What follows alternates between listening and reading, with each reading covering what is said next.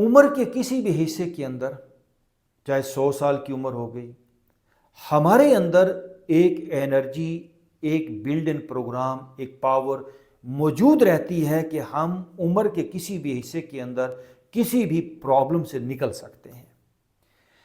اس کے لیے ایک کہانی، ایک بادشاہ تھا، اس نے ایک ہاتھی کا بچہ پالا۔ ہاتھی بڑا ہوا، ہاتھی کی اور اس کی بڑی دوستی ہو گئی۔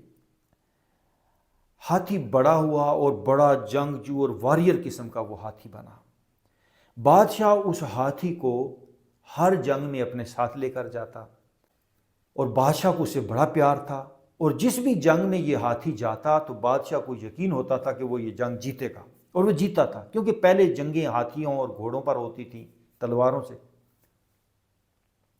لیکن آہستہ آہستہ وقت گزرا، ہاتھی بوڑھا ہو گیا، بادشاہ بھی بوڑھا ہو گیا۔ ہاتھی کو ریٹائر کر دیا گیا، چھٹی دے دی گئی۔ اس ہاتھی کو جو ٹرین کرنے والا بندہ ہوتا ہے، جو اس کی دیکھ بھال والا، اسے کہتے ہیں مہاوت، اسے بھی چھٹی دے دی گئی، وہ بھی بوڑھا ہو گیا تھا۔ اب اس ہاتھی کی دیکھ بھال کے لیے ایک نیا بندہ رکھا انہوں نے۔ ایک دن نیا بندہ اس ہاتھی کو تالاب کے اوپر لے کر گیا نہلانے کے لیے، ساتھ ہی تالاب تھا بادشاہ کے محل کے ساتھ۔ تو جیسے ہی ہاتھی اس میں گھسا تو اس میں مڈ تھا، اور ہاتھی اس میں پھنس گیا، اس کیچڑ کے اندر۔ اب نئے بندے نے بڑی کوشش کی اس ہاتھی کو کھینچ کے باہر نکالے، لیکن ہاتھی نہیں نکلا، کیونکہ ہونج تھا، بہت بڑا ہاتھی تھا۔ اس نے بڑی کھینچنے کی کوشش کی، لیکن ہاتھی نہیں نکلا۔ اس نے اور لوگوں کو بلایا، آس پاس کے لوگوں کو، کہ ہاتھی جو ہے وہ کیچڑ کے اندر پھنس گیا، آؤ اس کو نکالیں، لیکن ہاتھی نہیں نکلا۔ یہ خبر بادشاہ تک پہنچ گئی کہ ایسے ہاتھی جو ہے وہ کیچڑ میں پھنس گیا ہے۔ بادشاہ بھاگتا ہوا آیا، اس کا بڑا پیارا پیٹ تھا، اس کا بچپن کا ساتھی تھا، اس کا دوست تھا، اس کے جنگ کا ساتھی تھا۔ تو بادشاہ نے دیکھا کہ اس کا پیارا دوست، اس کا پیٹ، اس کا ہاتھی، اس کا میدان جنگ کا ساتھی وہ کیچڑ کے اندر ڈوب رہا ہے، تالاب میں ڈوب رہا ہے، اس کا وہ ٹرنک جو سونڈ ہوتا ہے وہ باہر ہے، باقی ڈوبا ہوا ہے۔ بادشاہ بڑا پریشان، سارے لوگوں نے بڑی کوشش کی، لیکن ہاتھی نہیں نکلا۔ تو بادشاہ کو یکدم خیال آیا کہ کیوں نہ میں اس پرانے مہاوت کو بلاؤں جس نے اس کے ساتھ ٹائم گزارا ہے، شاید وہ ہمیں کوئی ترکیب بتائے۔ وہ مہاوت اس کا گاؤں ساتھ ہی تھا۔ بادشاہ نے ایک گھوڑے پہ بندہ بھیجا کہ جاؤ اور اس کو بتاؤ یہ معاملہ ہے، ہاتھی کیچڑ میں پھنس گیا ہے، جلدی آؤ۔ جیسے اس کے پاس بندہ پہنچا، وہ تیار ہو کے آ گیا۔ اس نے دیکھا کہ تالاب کے اوپر ایک ہجوم لگا ہے، ہزاروں لوگ اکٹھے ہیں، اور ہاتھی جو ہے وہ تالاب کے اندر ڈوب رہا ہے۔ تو وہ تالاب کے اوپر بادشاہ کو دیکھ کے، تو وہ جو مہاوت تھا وہ زور زور سے ہنسنے لگا۔ بادشاہ نے کہا تو کیوں ہنس رہا ہے؟ ہماری جان نکلی جا رہی ہے، میرا زندگی کا یہ ساتھی ہے، میرا دوست ہے، اور ڈوب رہا ہے اور تو ہنس رہا ہے۔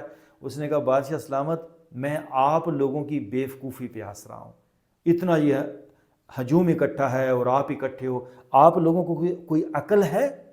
بادشاہ نے کہا کیا مطلب؟